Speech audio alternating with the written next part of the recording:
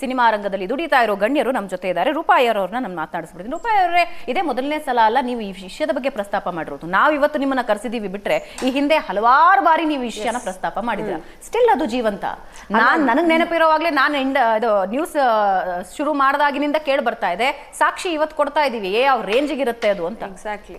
ಇಲ್ಲ, ಇದು ಇವಾಗ ಮುಂದುವರ್ಕೊಂಡು ಹೋಗುತ್ತೆ. ಇವಾಗ ಒಂಥರ ನೀವು ಹಿಡಿದಿದ್ದೀರಾ, ಇನ್ನೊಂದ್ಸತಿ ಇನ್ನೊಂದಾಗತ್ತೆ, ಇನ್ನೊಂದು ನಡೆಯುತ್ತೆ.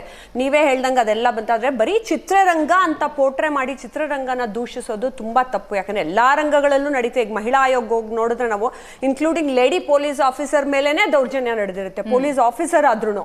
ಸೊ ಇದು ಎಲ್ಲಾ ರಂಗದಲ್ಲೂ ನಡೆಯೋದ್ರಿಂದ ಬರೀ ಚಿತ್ರರಂಗ ಅಂತ ಹೇಳಕ್ಕಾಲ. ಆದ್ರೆ ಚಿತ್ರರಂಗದಲ್ಲಿ ಏನಕ್ಕೆ ಇದು ಬೆಳಕಿಗೆ ಬರುತ್ತೆ, ಈಸಿಲಿ ಅವೈಲೇಬಲ್. ಇವಾಗ ನಾವು ಕಲೆನ ಆರಾಧಿಸುವಂತ ಕ್ಷೇತ್ರ, ದೇವರು ಅದು. ಚಿತ್ರರಂಗ ದೇವ್ರ ತರ ಪೂಜಿಸಿದಂತ ನಮ್ಮೆಲ್ಲ ಹಿರಿಯ ಕಲಾವಿದರು ಮತ್ತೆ ತಂತ್ರಜ್ಞರನ್ನ ನಾವೆಲ್ಲ ನೋಡ್ಕೊಂಡ್ ಬಂದಿದ್ರೆ ಅವ್ರು ಕಟ್ಟಿದ್ದು ಚಿತ್ರರಂಗ.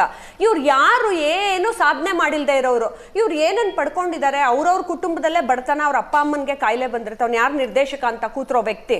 ಸೊ ಇವ್ರುಗಳಿಗೆ ಒಂದು ಚೌಕಟ್ಟಿಲ್ಲ, ಯಾರೆಲ್ಲ ಚಿತ್ರರಂಗದ ಒಳಗೆ ಬರಬಹುದು ಅಂತ. ಸುಮ್ಮನೆ so called director, so called artist, so called associate director, so called ನನಗೆ ದಿನಕ್ಕೊಂದು 10 ಜನ ಆರ್ಟಿಸ್ಟ್ ಕೋಆರ್ಡಿನೇಟರ್ಸ್ ಅಂತ ಫೋನ್ ಮಾಡ್ತಾರೆ. ಮ್ಯಾಮ್, ಅಕ್ಕ ನನ್ನನ್ನು ಉಳಿಸಿ, ಈ ತರ ಆರ್ಟಿಸ್ಟ್ ಕೋಆರ್ಡಿನೇಟರ್ ಈ ತರ ಮಿಸ್ಬಿಹೇವ್ ಮಾಡ್ತಾನೆ, ಅಲ್ಬಾ ಅಂತಾನೆ, ಇಲ್ಬಾ ಅಂತಾನೆ, ಹಿಂಗ್ ಮಾಡಿ ಅಂತ ಎಲ್ರಿಗೂ ಬೈದು ನಾನು ಇರೋ ಪೊಲೀಸ್ ಕಂಪ್ಲೇಂಟ್ ಕೊಡ್ತೀನಿ, ಇಲ್ಲ ಚೇಂಬರ್ಗೆ ಹೋಗಿ ಕಂಪ್ಲೇಂಟ್ ಕೊಡಿ ಅಂತ ಹೇಳ್ತೇನೆ. ತುಂಬಾ ಜನ ಮಾಡೆಲ್ಸ್ ಹತ್ರ ಈ ರೀತಿ ಮಿಸ್ಬಿಹೇವ್ ಮಾಡ್ತಾರೆ.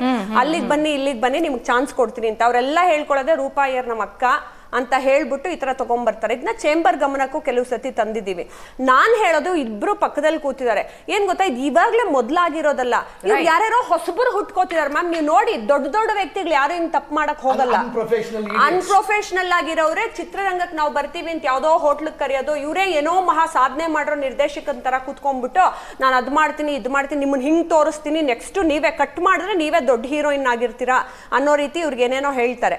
ಇವರು ಮನೇಲಿ ಬೈಸ್ಕೊಂಡೇ ಬಂದಿರ್ತಾರೆ. ಮಕ್ಕಳು, ಹೆಣ್ಣು ಮಕ್ಕಳದು ತಪ್ಪಿದೆ, ಗಂಡು ಮಕ್ಕಳದು ತಪ್ಪಿದೆ. ಆದ್ರೆ ಕರೆಸಿದವನೊಬ್ಬ ನಿರ್ದೇಶಕ ಅನ್ನೋ ಪೊಸಿಷನ್ ಅವ್ನು ಲೀಡರ್. ಅವನು ಎಲ್ಲಾ ನಿರ್ದೇಶಕರಿಗೂ ಚಿತ್ರರಂಗಕ್ಕೂ ಕೆಟ್ಟ ಹೆಸರು ತರ್ತಿದ್ದಾನೆ. ಆ ಹುಡುಗಿ ಬಿಡಿ, 100 ಜನ ಹುಡುಗಿರು ಬರ್ತಾರೆ, ಹೀರೋಯಿನ್ಸು, ಸೈಡ್ ಆರ್ಟಿಸ್ಟ್ ಯಾರೋ ಬರ್ತಾರೆ, ಹೊರಟೋಗ್ತಾರೆ. ನಾವ್ ಯಾಕೆ ಇವತ್ತು ಇವ್ರುಗಳನ್ನ ಬೈತಿದೀವಿ ಅಂತಂದ್ರೆ, ನಿರ್ಮಾಪಕ ಅನ್ನೋನು ಜವಾಬ್ದಾರಿಯುತ ವ್ಯಕ್ತಿ, ನಿರ್ದೇಶಕ ಅನ್ನೋನು ಜವಾಬ್ದಾರಿಯುತ ವ್ಯಕ್ತಿ. ಅವನು ಕರೆಸ್ಕೊಂಡು ಹೆಣ್ಮಕ್ಳನ್ನ ಈ ರೀತಿ ಬಿಹೇವ್ ಮಾಡಿದಾಗ ಅದು ಸಮಾಜಕ್ಕೆ ಕೆಟ್ಟ ಮೆಸೇಜ್ ನ ತಗೊಂಡ್ ಹೋಗುತ್ತೆ. ಇವ್ರುಗಳನ್ನ ನಾನೇನ್ ಹೇಳ್ತಿದ್ದೀನಿ, ಯಾರೇ ಬಂದವ್ರು ಕಾರ್ಡ್ ಮಾಡಿಸೋದು ಮಾತ್ರ ಅಲ್ಲ ಮುಖ್ಯ. ಚಿತ್ರರಂಗದಲ್ಲಿ ನೀ ನಿರ್ದೇಶಕನ ಕಾರ್ಡ್ ಇಟ್ಕೋಬೇಕು, ನಿರ್ಮಾಪಕನ ಕಾರ್ಡ್ ಇಟ್ಕೋಬೇಕು ಅಂತಲ್ಲ. ಇವ್ರನ್ನೆಲ್ಲ ಕರೆದ್ಬಿಟ್ಟು ತಕ್ಷಣನೇ ಬ್ಯಾನ್ ಮಾಡಿ ಅವ್ರ ಮೆಂಬರ್ಶಿಪ್ ಕಿತ್ಕೊಂಡು ಅವ್ರನ್ನ ಕಳಿಸ್ಬೇಕು. ಅವ್ರನ್ನೆಲ್ಲ ಡೈರೆಕ್ಷನ್ ಮಾಡಕ್ಕೆ ಬಿಟ್ಬಿಟ್ಟು, ಯಾಕಂದ್ರೆ ಇವ್ರು ನಿರ್ಮಾಪಕರನ್ನ ಮುಳುಗ್ಸಕ್ಕೆ ಬಂದಿರುವಂತಹ ನಿರ್ದೇಶಕರು. ಮಾತಾಡಿದಿರಿ, ಹಿಂದೆನೂ ಚೇಂಬರ್ ಅಲ್ಲಿ ಒಂದು ಕಮಿಟಿ ಆಗಬೇಕು, ಈ ತರ ಸಮಸ್ಯೆ ಇರೋ ಹೆಣ್ಮಕ್ಳಿಗೆ ರಕ್ಷಣೆ ಕೊಡಬೇಕು. ಆಮೇಲೆ ಹೆಣ್ಮಕ್ಳು ಧೈರ್ಯವಾಗಿ ಹೋಗಿ ಕಂಪ್ಲೇಂಟ್ ಕೊಡ್ಬೇಕು. ಮ್ಯಾಮ್, ಇದ್ರ ಬಗ್ಗೆ ಹೆಣ್ಮಕ್ಳೇ ಹೆದರ್ಕೋತಾರೆ, ಸಂಕೋಚ ಪಟ್ಕೊಂಡು. ನಾನು ಹೋಗಿ ಅವ್ನ ಬಗ್ಗೆ ಹೇಳಿದ್ರೆ ಇವರೆಲ್ಲ ನನ್ನೇ ಬೈತಾರ, ನಾನು ಹೆಣ್ಮಕ್ಳು ಸರಿಗಿಲ್ಲ ಅಂತ ನಮ್ಮ ಅಪ್ಪ ಅಮ್ಮಂಗೆ ಹೋಗಿ ಹೇಳ್ಬಿಡ್ತಾರ ಅಂತ ಹೆಣ್ಮಕ್ಳು ಹೆದರ್ಕೋತಾರೆ. ಆಮೇಲೆ ಅದು ನಿಜ ಕೂಡ. ಒಬ್ಬ ದೊಡ್ಡ ಪ್ರೊಡ್ಯೂಸರ್ ಬಗ್ಗೆ ಎರಡು ಟೀಮ್ ನ ಇಟ್ಬಿಟ್ಟು, ಮೊದಲು ಅಂಬರೀಶ್ ಸರ್ ಇದ್ದಾಗ್ಲೇನೆ ಇದನ್ನ ಮಾಡಿದ್ರು. ಅಷ್ಟು ವರ್ಷದ ಹಿಂದೆ ಹೆಣ್ಮಕ್ಳನ್ನೇ ಒಂದಿಬ್ಬರನ್ನ ಇಟ್ಬಿಟ್ಟು, ಇವಾಗ ನೋಡಿ ನನಗ್ ಫೋನ್ ಕಾಲ್ಸ್ ಬರುತ್ತಲ್ಲ, ಚೇಂಬರ್ ಅಲ್ಲಿ ಹೆಣ್ಮಕ್ಳನ್ನೇ ಇಬ್ಬರನ್ನ ಇಟ್ಬಿಟ್ಟು ಒಂದು ಕಮಿಟಿ ಮಾಡಿದ್ರೆ ಅವ್ರು ಗೌಪ್ಯವಾಗಿ ಫೋನ್ ಮಾಡ್ತಾರೆ, ನೋಡಿ ಮ್ಯಾಮ್ ಈ ತರ ಮಾಡಿದ್ದಾರೆ ಅಂತಂದ್ರೆ.